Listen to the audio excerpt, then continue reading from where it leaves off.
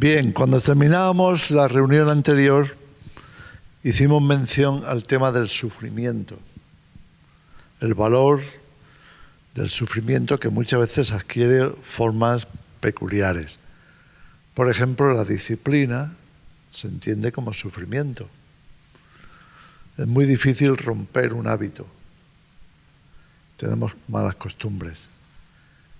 Y para romperlas cuesta mucho, ¿no? A veces demasiado.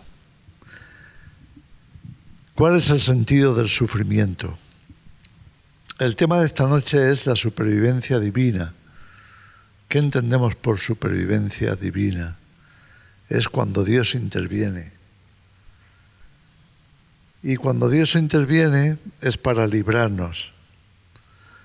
Cuando hablamos de supervivencia se trata de sobrevivir un periodo de crisis, algo muy peligroso que amenaza nuestra subsistencia. Y entonces nos viene la pregunta, ¿por qué permite Dios el sufrimiento? Y eso nos lo hemos preguntado muchas veces, especialmente cuando ese sufrimiento se hace más incomprensible. ¿Por qué tienen que morir niños que no son culpables de las decisiones, muchas veces de los padres o de la sociedad? Y de vez en cuando la realidad nos golpea, ¿no? Cuando llega una guerra, cuando llegan ataques terroristas, cuando llegan las barbaridades de esta sociedad como es el aborto. En fin, todas esas cosas suman. Y uno se llega a preguntar, ¿para qué sirve todo eso? ¿Y por qué Dios no interviene? Yo creo que todos nos hemos preguntado eso alguna vez. ¿Y cuándo va a parar todo eso? Entonces nos estamos cuestionando cómo interviene Dios en la supervivencia humana. De nuevo, nuestra fuente principal, aunque podríamos citar muchas otras, está en la Biblia, porque son ejemplos milenarios que están ahí precisamente para que todas las generaciones podamos echar mano de ello. Yo tengo aquí apuntadas algunas cosas. Hoy hemos hablado de personajes de la Biblia que nos llaman la atención por su forma de vida o su actitud frente a la vida. Todos hemos escuchado el caso de Job. ¿Nos acordamos de Job? Job es un personaje muy enigmático. Se dice que es el libro más antiguo de la Biblia, el libro de Job. Y es muy enigmático porque, a diferencia de los demás, no se sabe, no tiene genealogía, lo cual es muy raro en la Biblia, todo tiene genealogía. Pero Job no, y aparece como un personaje perfecto, un hombre que tiene unos principios y unos valores y una espiritualidad intachables. Y que sin embargo va a pasar la peor prueba que se conoce en la Biblia después del sacrificio de Jesús en la cruz. La mayor prueba que una persona puede atravesar y que ninguno de nosotros queremos pasar, que es perder una familia numerosa de un plumazo, perder todas las propiedades de un momento a otro y perder la salud por completo, sin llegar a morir, porque cuando te mueres descansas. Pero si lo tienes que vivir, pues eso es lo que cuesta. Y también aparece la intervención divina. Pero ¿cuánto tiene uno que sufrir para que Dios intervenga? Eso es una gran cuestión. Entonces, la única forma de explicar el caso de Job, que repito, pierde 10 hijos en un día, pierde toda su hacienda, que era riquísimo, el mismo día, y posteriormente pierde la salud y se queda prácticamente solo, arruinado.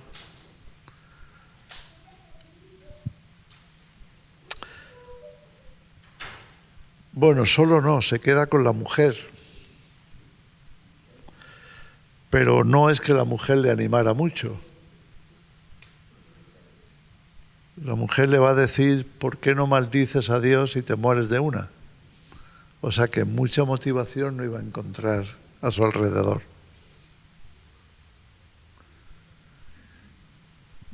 Entonces, ¿por qué llegamos a ese punto? Bueno, pues el libro nos explica que hay una lucha entre el bien y el mal. Si no entendemos eso, difícilmente vamos a comprender lo que ocurre en la humanidad. Hay una lucha entre el bien y el mal. Y en ese caso, entre Dios y su oponente, que no es equiparable, pero es su oponente, que es Satanás. Y no sé si recordáis el principio del libro, los que lo hayáis leído, que empieza en el plano espiritual.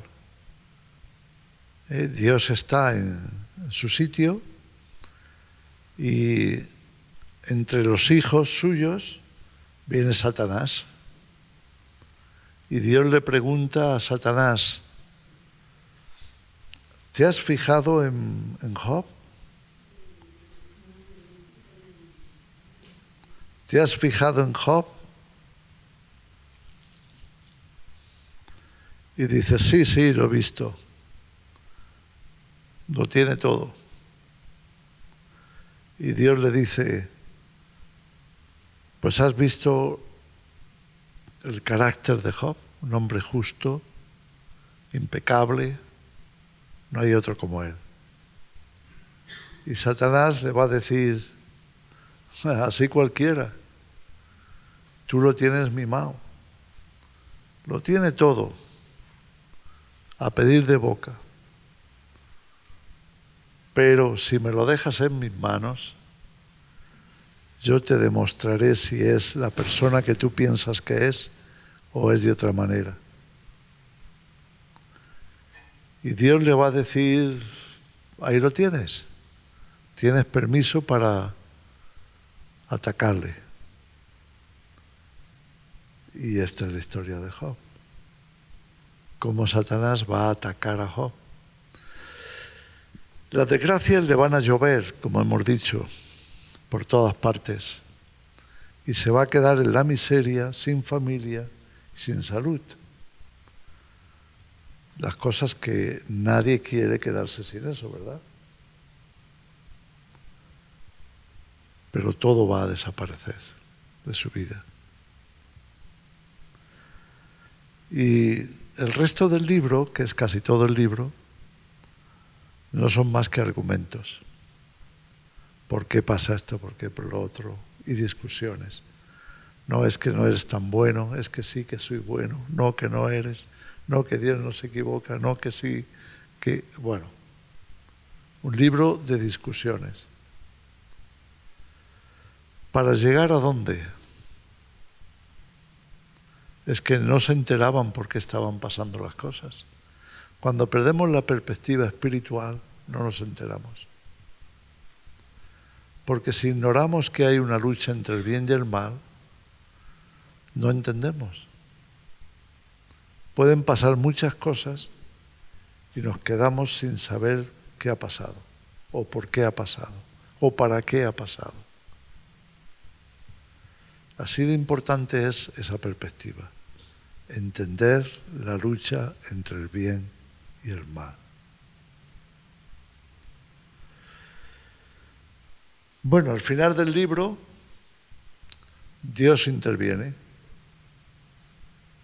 Y como Job ya está cuestionándolo todo, Dios interviene y viene a ver a Job. Y entonces se produce algo impactante. Primero Dios comienza algo así como una defensa a favor de él. Y claro, todo eso te puede o no te puede convencer, pero lo que llega a convencer a Job de que nada de lo que le había pasado era en vano, que todo tenía sentido y propósito, es estar cara a cara con Dios. Es cuando una persona se encuentra delante de Dios y siente su presencia y siente que se está manifestando en su vida, es cuando se acaban todas las discusiones. Y todo adquiere sentido y propósito. ¿Cuáles van a ser las palabras de Job? Él dice: antes te conocía de oídas, pero ahora que te veo, ahora me doy cuenta de cómo soy yo en realidad. Y no me gusta. Me doy cuenta de que todo lo malo que me pueda pasar tendrá un propósito. Y yo saldré mejorado de eso. Y si no entendemos esto, que cuando viene el sufrimiento, la disciplina y todo lo demás, le podemos dar la vuelta a nuestro favor, no vamos a entender por qué Dios interviene, por qué Dios permite las cosas y cómo Dios finalmente nos salva. Dios interviene a nuestro favor, incluso a través del sufrimiento, incluso a través de las crisis, de las dificultades, de los problemas, que todos los tenemos, todos los pasamos. No hay manera de librarse de eso. Ya te habrás dado cuenta, porque aquí no hay ningún niño que veamos. No hay nadie que no tenga problemas. Y no uno. Algunos coleccionan problemas. De todo color, toda clase de dificultad. Sí. Claro, ese es otro problema. Es decir, aparte del problema está lo que nosotros captamos y por tanto cómo nosotros lo tomemos. Eso va a hacer la diferencia. Si uno entiende el propósito, lo va a asumir de una forma, y si no lo entiende, lo va a dejar pendiente.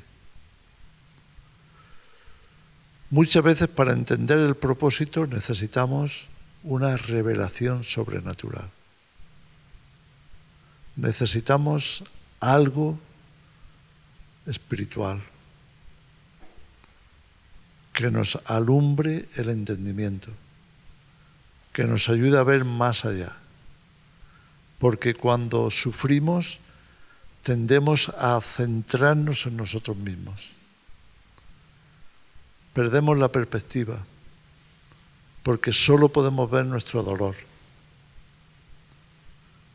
Y como solo vemos nuestro dolor, nos resulta prácticamente imposible captar en la escena, saber lo que está pasando y por qué está pasando o para qué está pasando. Y como estamos en el tiempo y no vemos el futuro, pues estamos mermados. Necesitamos la revelación. La ventaja de la Biblia es que Dios habla desde el principio sabiendo lo que hay al final.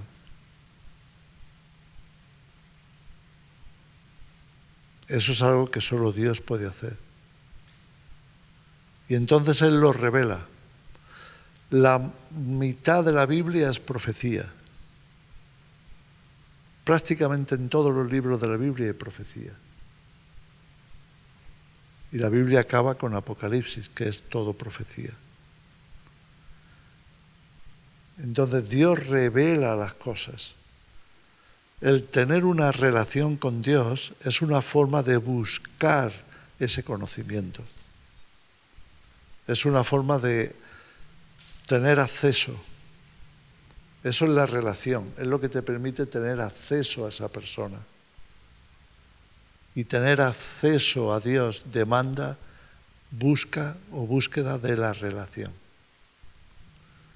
Por eso Dios se revela a través de los profetas. Se revela a través de personas, hombres o mujeres, que están en esa relación. Porque si no es prácticamente imposible captarlo. Pero mira, por eso encontramos tantos ejemplos. Mira, os voy a contar alguno. Antes estábamos citando a José. José era un soñador. Y eso es fácil de entender hoy porque el que más y el que menos tiene sus sueños. Y él soñaba que él iba a ser alguien muy importante. Y es más, es que los demás se iban incluso a inclinar ante él. Y insiste tanto, eso es típico de la juventud, ¿verdad? Cuando una persona se está construyendo, tiene baja autoestima y de pronto empieza a soñar a lo grande, pues se agarra a eso y se pone allí en el pedestal antes de tiempo.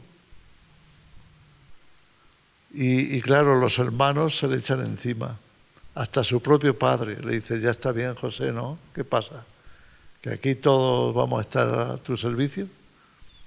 El propio padre se llega a mosquear con el José, el Pepe. Y entonces, ¿qué pasa? Finalmente los hermanos se hartan de él, dice, de este nos deshacemos. Y lo acaban vendiendo como esclavo. Y se va a Egipto. Lo compra un oficial del rey. Y como era tan espabilado el muchacho, enseguida, en unos meses, ya controlaba todo en la casa. Ya el amo le confiaba todo. Pero la mujer se encapricha del joven, la mujer del amo, y se empeña en que se tiene que acostar con ella. Y él dice que no, que eso en su religión está prohibido. Y entonces cae en una trampa, la mujer le denuncia, eso era mucho antes del feminismo. La mujer le denuncia y entonces acaba en la cárcel.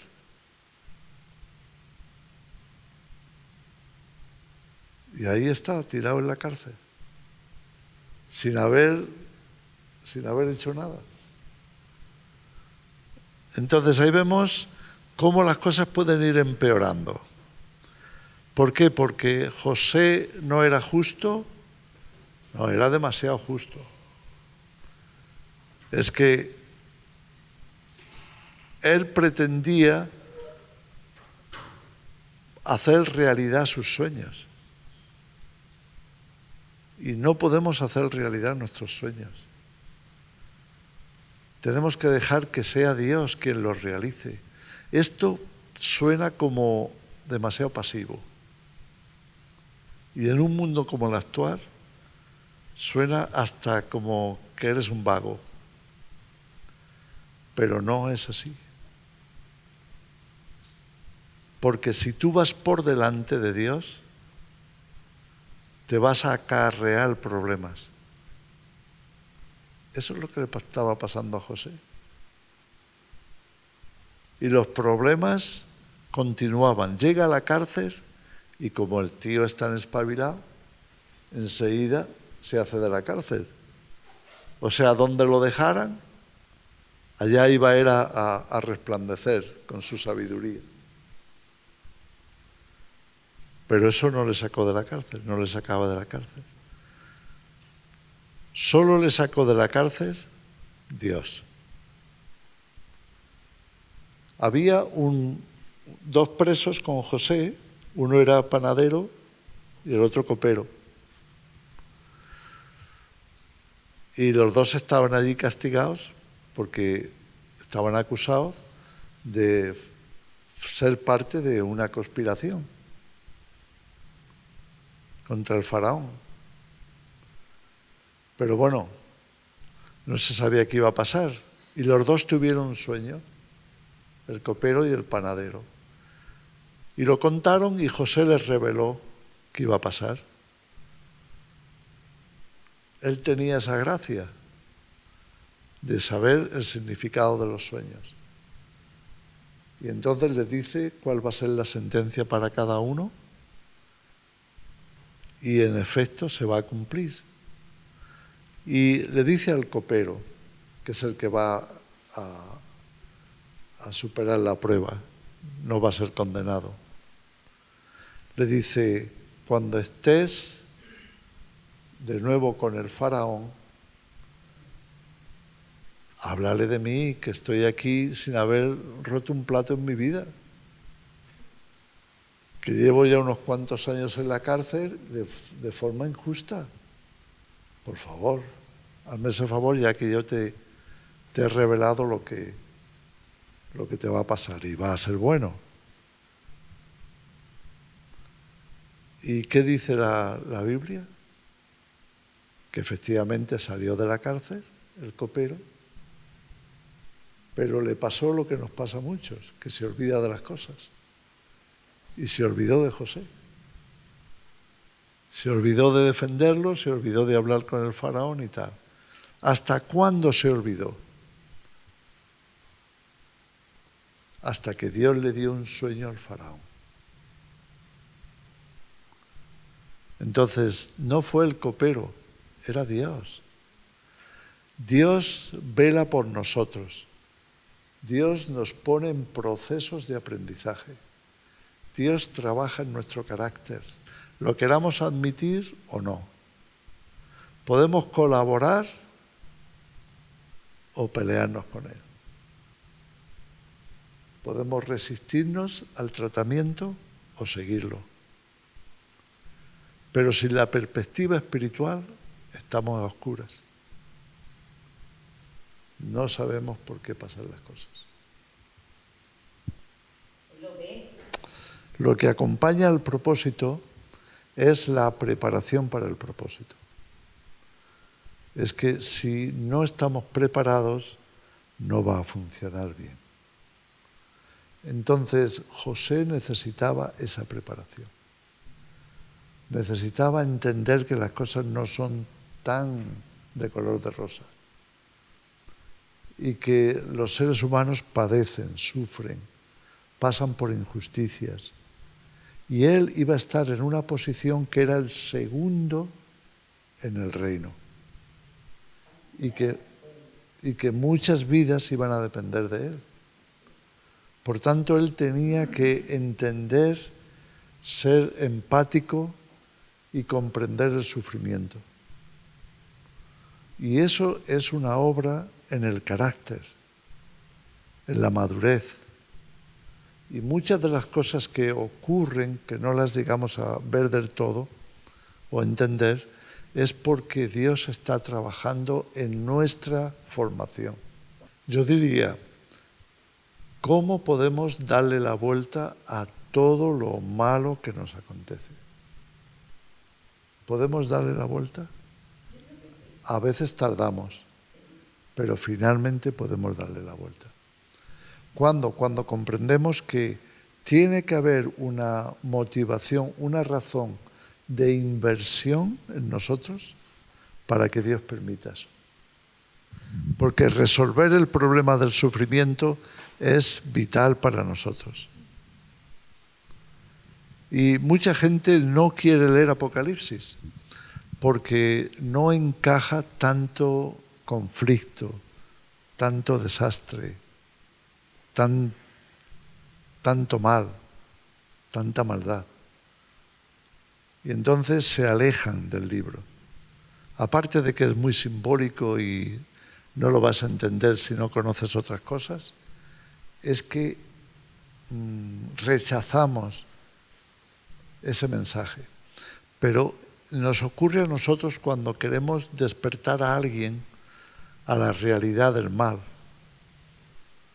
Y la gente rehúsa escucharlo, porque no quiere afrontar una realidad tan difícil, tan dura, que puede llegar a ser muy cruel.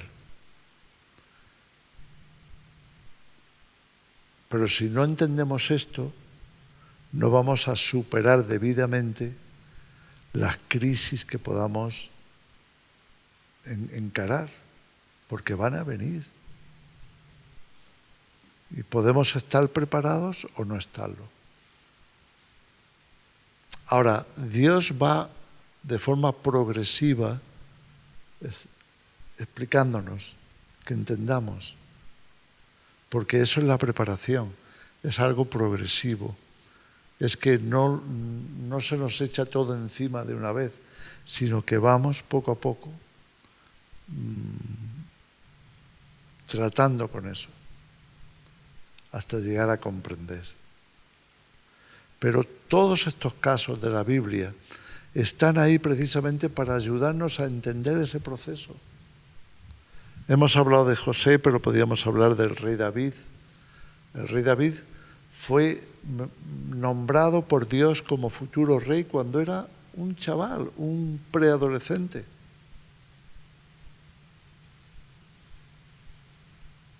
Pero fue de mal en peor. Sufriendo persecución, teniendo que huir a las zonas desérticas del país, teniendo que salir de su propio país. ¿Por qué? Porque Dios estaba instruyéndole. Cuanto mayor sea el propósito que Dios tenga para ti, más te tiene que trabajar. Eso es sentido común. Si tú vas a edificar algo enorme, no vas a poner el mismo cimiento que si construyes algo sencillo. Entonces, el fundamento del carácter cuenta mucho, porque si no podemos estropear, como vemos también muchos casos. El rey anterior a David era Saúl, y Saúl parecía que lo tenía todo, o casi todo, para liderar a la nación, pero fracasó. Y fracasó por falta de fundamento, falta de confianza en Dios, falta de paciencia, falta de razonar las cosas. Y todo eso le llevó al desastre. Entonces, tú dices, es algo frustrante, porque Dios ha escogido a una persona y la ha llevado a una posición y luego fracasa. ¿Por qué permite Dios eso? Bueno, pues entonces tenemos la historia de David para explicarnos. Porque David, antes de llegar a ser rey, tuvo que pasar un proceso que le madurara a él. De manera que cuando él estuviera en esa posición en la que estaba Saúl como rey, pudiera demostrar que el propósito de Dios sí se cumplía. Lo cual no ocurrió con el rey Saúl. ¿Le podemos dar la vuelta a eso? Por supuesto que sí. ¿Y podemos aprender de los errores? Es lo más sabio. Es mucho más inteligente aprender de los errores de los demás que tenerlos que cometer uno, ¿o no? Y eso es lo que le da sentido a la Biblia. La Biblia está llena de errores, no de errores de traducción, no de errores históricos, no. Está llena de gente que falla y fracasa. ¿Y por qué Dios quiere que se escriba un libro donde la gente está fracasando? Porque es más inteligente, si lo queremos aprovechar, aprender de esos errores que tenerlos que cometer uno, que conlleva mucho más dolor, más sufrimiento.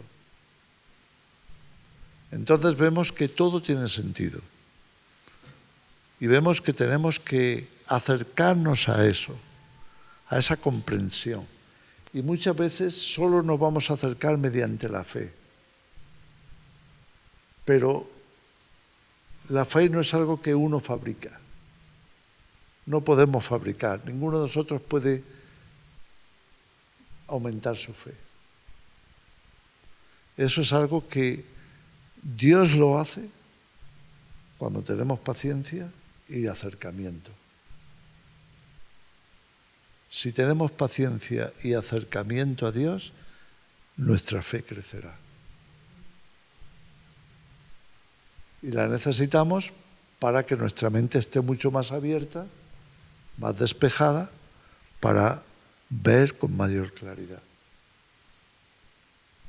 Y en estos tiempos difíciles, de tanto conflicto, de tantas incertidumbres, de tantas amenazas que hay actualmente sobre la humanidad, necesitamos la perspectiva espiritual. Si no, nos vamos a perder en esto. Nos vamos a quedar totalmente confusos. Por eso, cuando el apóstol Pablo escribe a los tesalonicenses en la segunda carta, en el capítulo 2, dice que antes del regreso de Jesús, antes de que Jesús venga a traer su reino a la tierra, van a pasar dos cosas. Y una de ellas es la apostasía. ¿Y qué es la apostasía? Es la negación de la fe. Es el abandono de la fe. Pero ¿por qué la gente va a abandonar la fe? La va a abandonar porque no entiende. No entiende cómo pueden pasar tantas cosas malas sin que Dios intervenga. No tiene paciencia y no cuenta con la revelación. Es decir, no está considerando lo que Dios ha revelado. Si queremos que nuestra fe aumente, tenemos que acercarnos a esa revelación. Tenemos que conocer mejor la Biblia y tenemos que conocer mejor los propósitos revelados, porque es la única forma en que nosotros nos vamos a abrir a una comprensión mayor de lo espiritual. Y entonces nos vamos a preparar espiritualmente, porque de eso se trata, de encarar la crisis, la dificultad desde una perspectiva espiritual, no solamente física, o no solamente emocional, o política, o económica, o como sea. Necesitamos la perspectiva espiritual, de manera que sepamos por qué ocurren las cosas en profundidad, no superficialmente, en profundidad. Y podríamos mencionar muchísimos más personajes. Y todos están en construcción, en entrenamiento. Así es como funciona.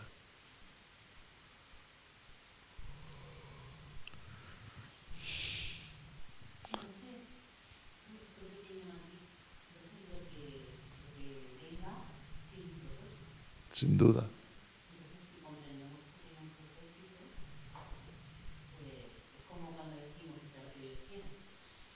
Claro. Otra cosa es ¿Qué es lo que Dios quiere de ti? Es el asunto de la responsabilidad. Porque cuando nosotros vemos que ocurre algo, podemos asumir responsabilidad de ser testigos o no. No quiero saber nada. O sí, lo estoy viendo y soy un testigo ocular de eso. Si hay que dar testimonio, estoy dispuesto. Es decir, asumo mi papel dentro de esa escena. O por el contrario, me evado y no quiero saber nada. Entonces, cada uno de nosotros está bajo un tratamiento de parte de Dios. ¿Cómo reaccionamos frente a la realidad que vivimos? Porque que todo lo que pase esté dentro de los propósitos de Dios no me exime a mí de mi responsabilidad. Esto es importante entenderlo. Por ejemplo, Jesús tenía que morir, porque Él había sido enviado aquí precisamente para cargar con toda la maldad de toda la humanidad, para poderla perdonar. Cuando Jesús está en la cruz, lo primero que brota de sus labios es: Padre, perdónalos, porque no saben lo que hacen. El primer propósito de la cruz es el perdón. Es perdonar al género humano.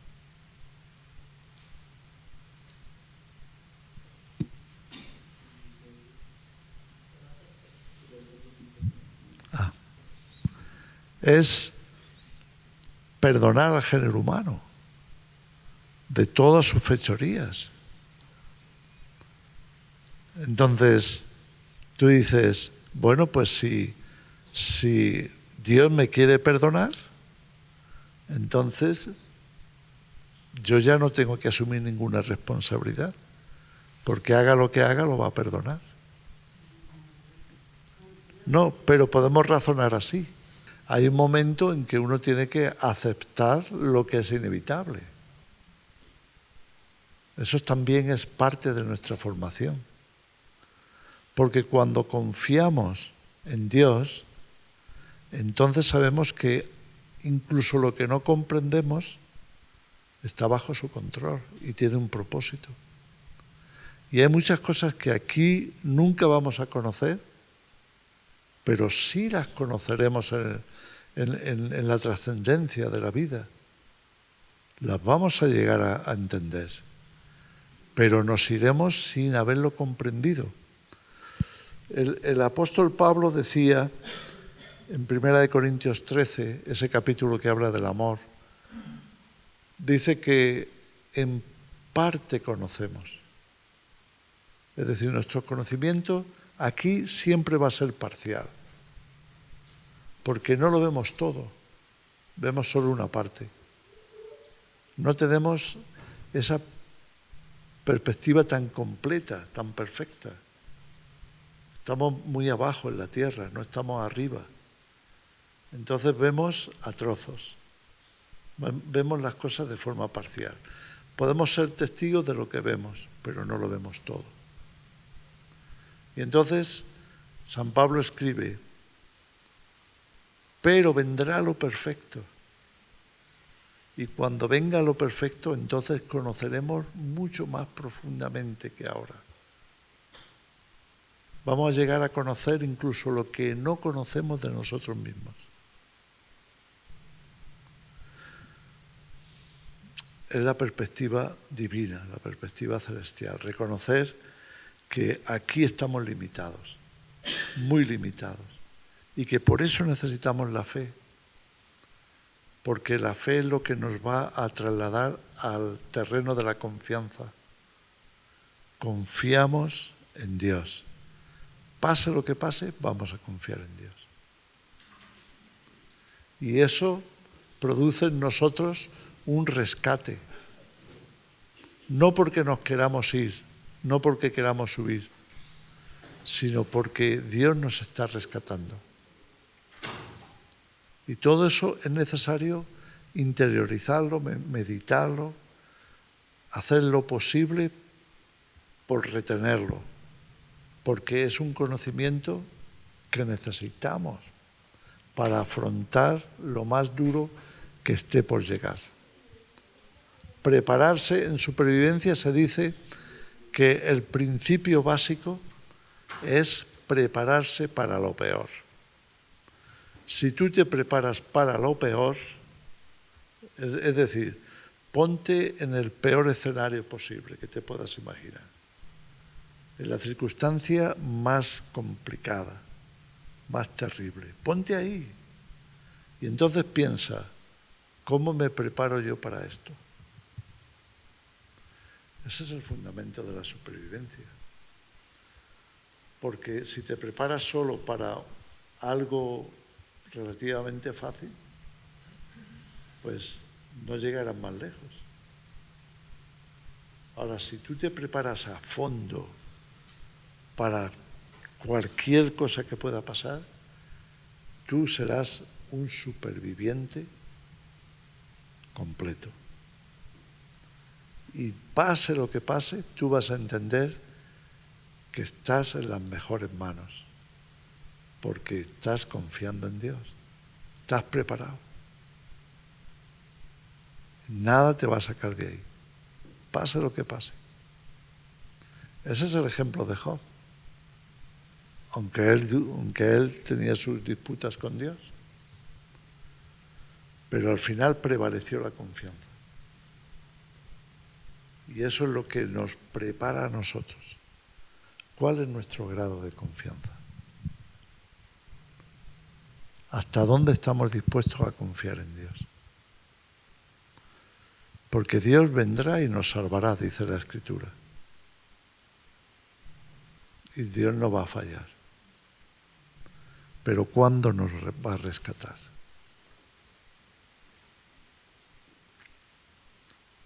Necesitamos ese conocimiento, esa preparación.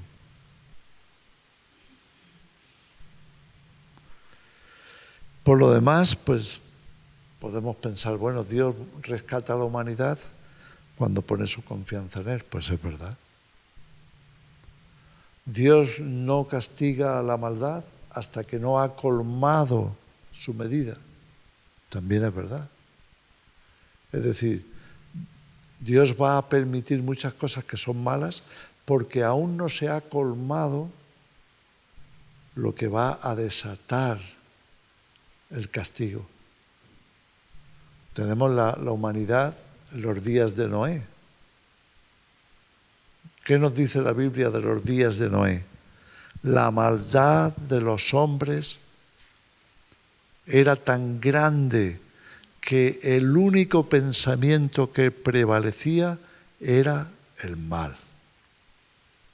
El mal, todo el tiempo, el mal. Y entonces Dios le pone fin, destruyendo la humanidad y dejando solamente a Noé como superviviente y a su familia. ¿Cuándo llega el juicio de Dios? ¿Tiene Sodoma y Gomorra? ¿Cuándo llega el juicio de Dios contra esas ciudades? Eran 10 ciudades, las del valle. ¿Cuándo viene la destrucción sobre ellos? Cuando llegan a colmar la maldad. Antes ha habido un proceso. Para algunos el proceso es en la dirección correcta, es decir, de comprensión del plan de Dios y de alinearse con Él. Para otros es en sentido inverso. Es que nos alineamos con la maldad, nos unimos a ello, la normalizamos y nos convertimos en agentes del mal. Son dos caminos opuestos. Y en los dos hay procesos.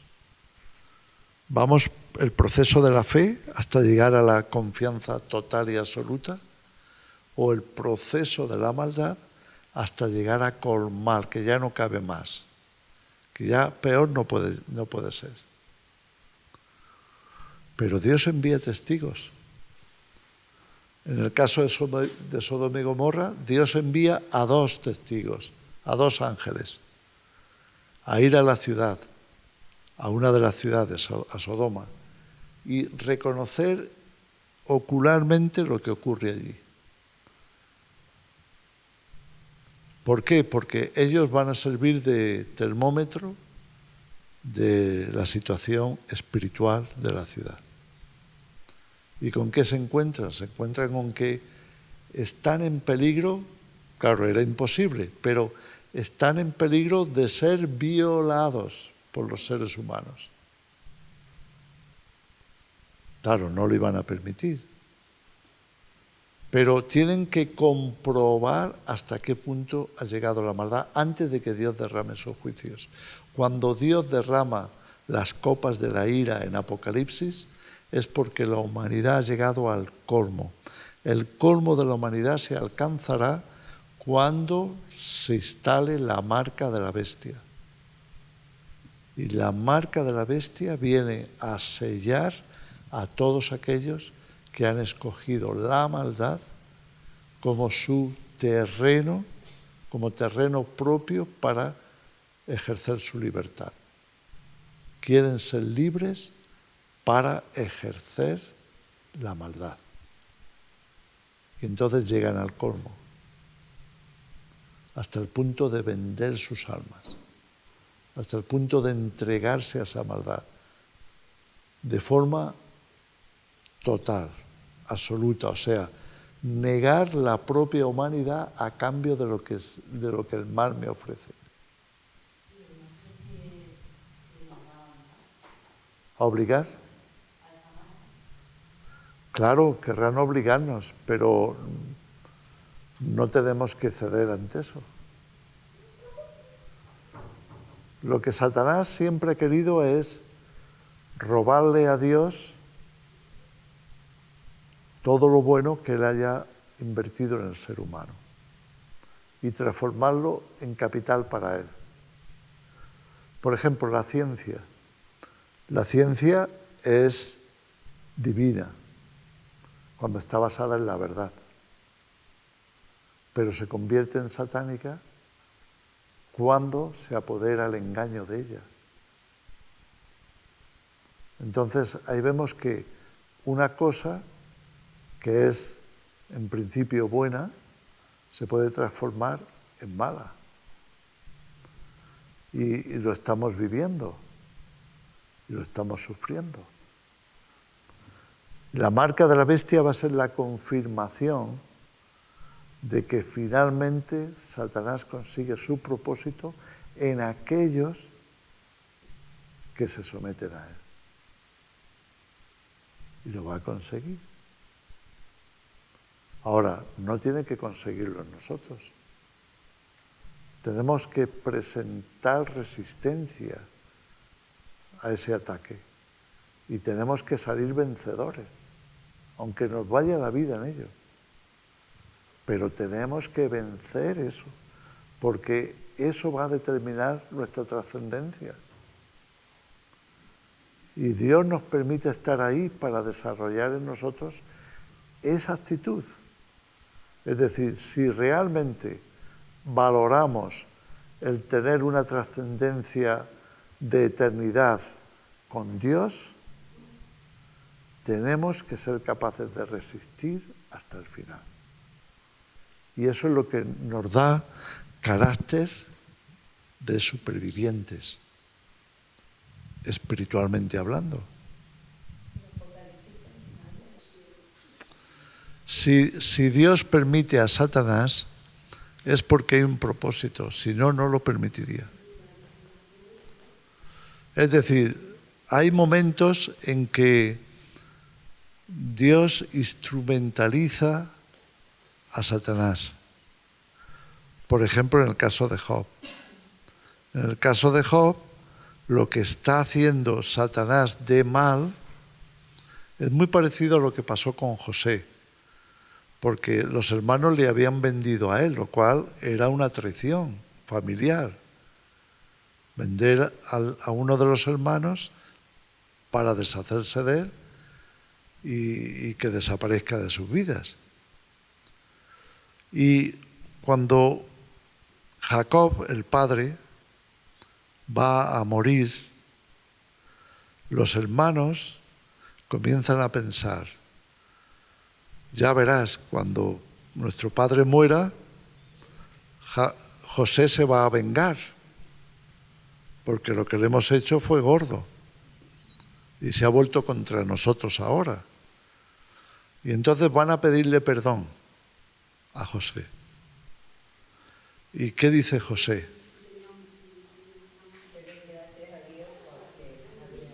José dice, lo que vosotros pensasteis para mi mal, Dios lo ha transformado en bien. ¿Ves? Eso encierra un principio. Y es, ¿por qué permite Dios el mal? Es porque Dios es capaz de darle la vuelta y transformarlo en algo bueno. Satanás nunca va a hacer eso. El propósito de Satanás es destructivo. No es constructivo, es destructivo. Mientras que el propósito de Dios siempre va a ser constructivo. Entonces, si aparece el mal, Dios le va a dar la vuelta. Por eso, San Pablo decía que todas las cosas ayudan a bien cuando amamos a Dios. Es decir, si nos ponemos en línea, en relación abierta, sincera con Dios, Él va a hacer que todo lo que parezca mal, que esté a nuestro alrededor o que nos amenace, finalmente va a transformarse en bueno.